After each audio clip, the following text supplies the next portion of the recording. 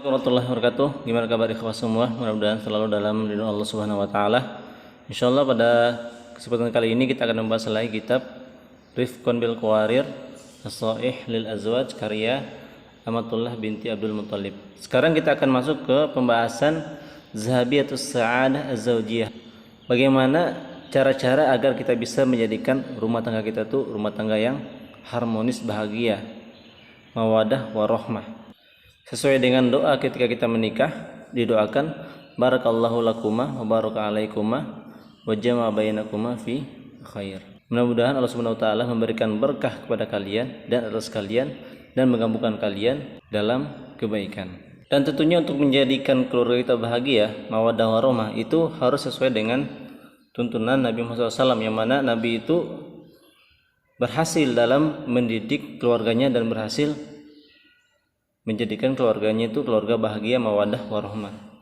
Yang pertama kiat-kiat untuk menjadikan keluarga kita menjadi bahagia ialah yang pertama asma'aha kalimatan thayyibatan, yang mana masing-masing pasangan ini melontarkan kalimat-kalimat yang baik kepada pasangan mereka. Istri melontarkan kalimat yang baik kepada suami, begitu juga dengan suami memberikan kalimat-kalimat yang baik atau perkataan-perkataan yang baik kepada istrinya, kepada pasangannya.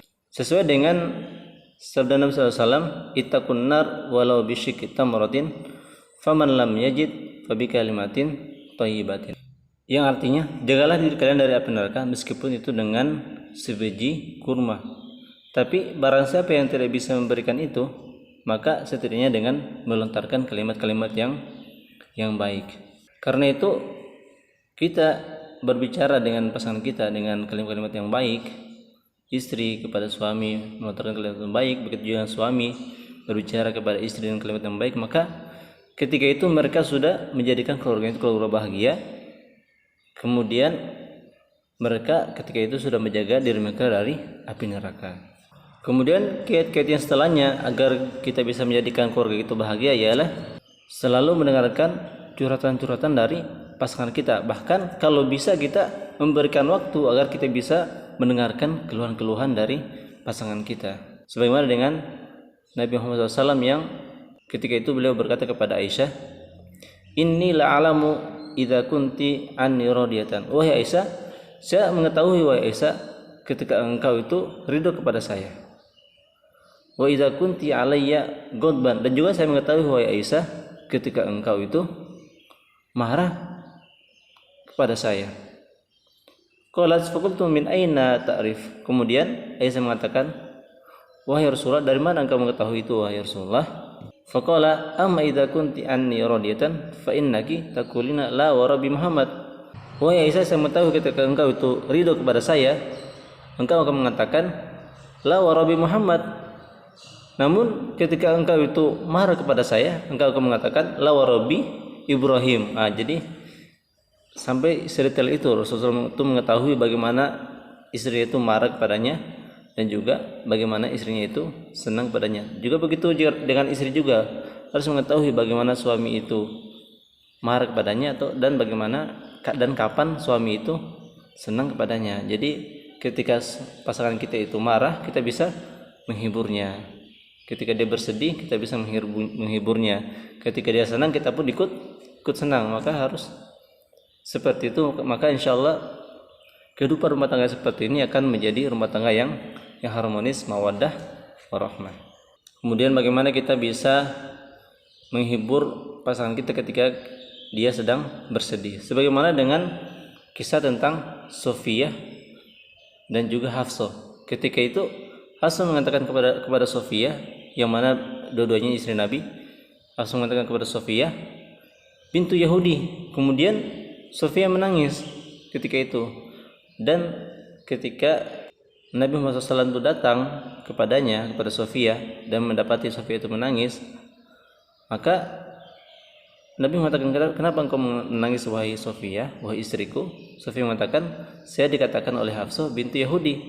Maka Nabi itu langsung menghibur istrinya agar tidak bersedih, dan Nabi Muhammad mengatakan, wahai Sofiyah, innaki labnatu nabiyyin, sesungguhnya engkau itu anak dari seorang nabi. Wa inna ammaki la nabiyyun, dan sesungguhnya pamanmu itu wahai Sofiyah adalah seorang nabi.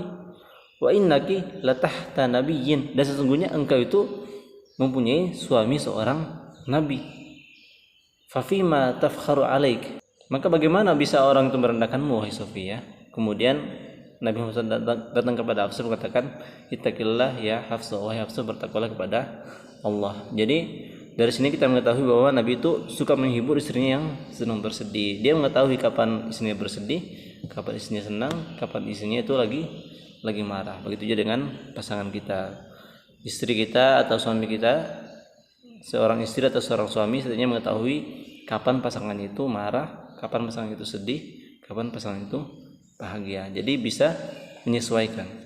Kemudian yang ketiga ialah ihtarim khususiyatuha, yang mana kita menghormati privasinya. Jadi ini seorang istri menghormati privasinya suami, suami juga itu menghormati privasinya seorang istri. Jika ketika seorang pasangan mendapati pasangannya itu pingin untuk sendirian, maka biarkanlah dia itu sendiri, karena seorang itu bisa berubah dari satu hal ke hal yang lain. Mungkin ketika itu dia ingin sendiri, maka biarkan dia sendiri, jangan ikuti.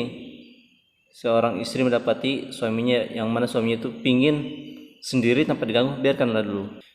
Dan juga begitu juga dengan seorang suami, jikalau mendapati seorang istri kemudian seorang istri mengatakan saya ingin sendiri dulu, jangan diganggu, maka biarkanlah dia itu dan jangan diganggu. Kemudian setelahnya wala tatarodat fi al-i'tizar ilaiha, ketika pasangan kita itu berbuat kesalahan, maka setidaknya kita juga itu bisa memaafkan pasangan kita, yang mana ketika kita memaafkannya, maka itu menjadi penutup atau bisa menutup pintunya setan untuk masuk di keluarga kita.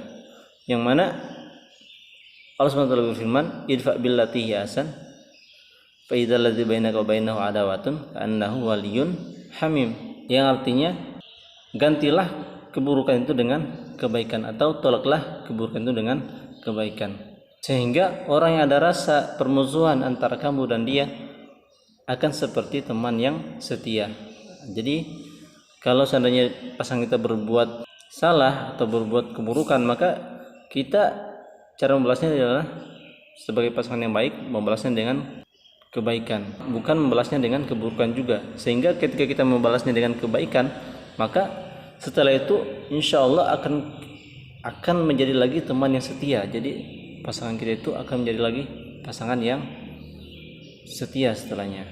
Setelah ada pertikaian mungkin, namun kalau kita membalasnya dengan kebaikan, maka insya Allah setelah itu Allah akan mengumpulkan kita lagi dalam kebaikan dan dalam kebahagiaan. Maka ketika itu insya Allah pasangan itu akan menjadi pasangan yang mawaddah warahmah. Kemudian setelahnya ialah kun magluban li zaujatika, yang mana masing-masing pasangan ini usahakan bisa saling mengerti dan bisa saling mengarah.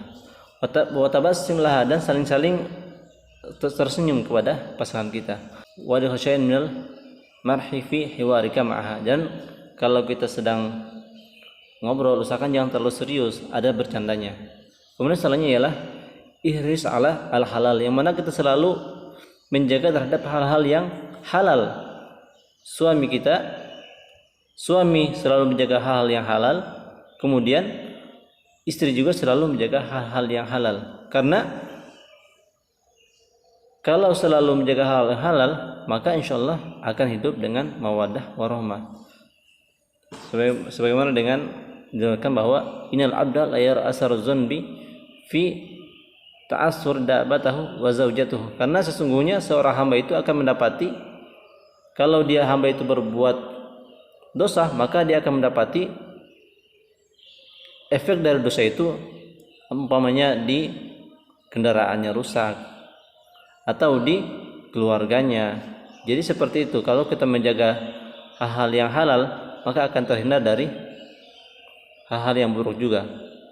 Namun kalau kita selalu terjerumus dalam hal-hal yang haram, maka kehidupan kita pun tidak akan semulus seperti orang lain atau seperti Rasulullah SAW. Kemudian setelahnya kun tajiron, usahakan kita bisa memberi nafkah.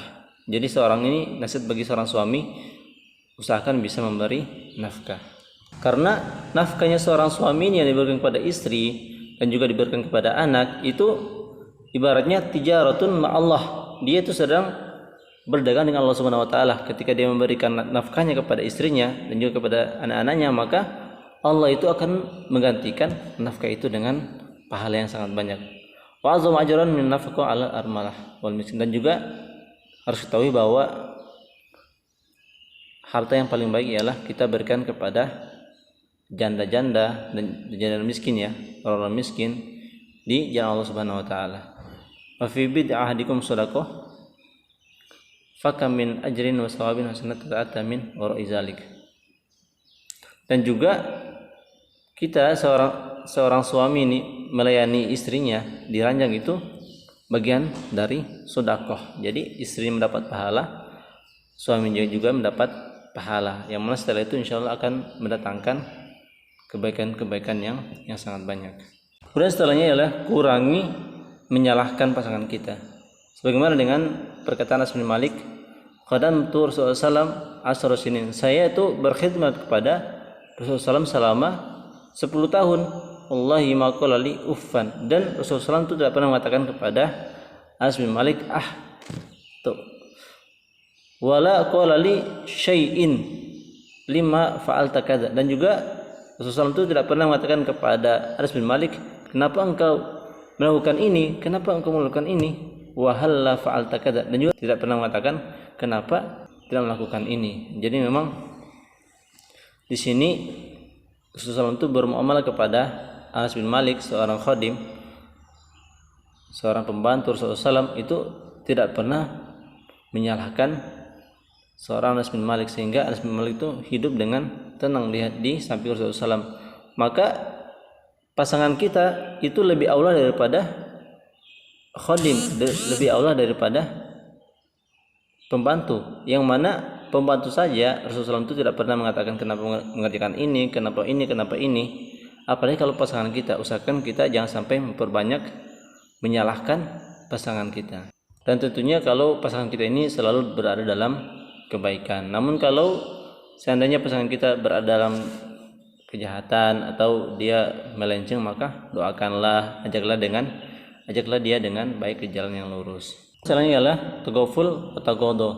Jadi tagaful ini maksudnya ketika kita melihat kesalahan pasangan kita itu ada namanya tagaful, pura-pura tidak tahu. Di sini karena boleh jadi kalau kita melihat kesalahan pasangan kita, boleh jadi di sisi lain insyaallah dia itu mempunyai kelebihan.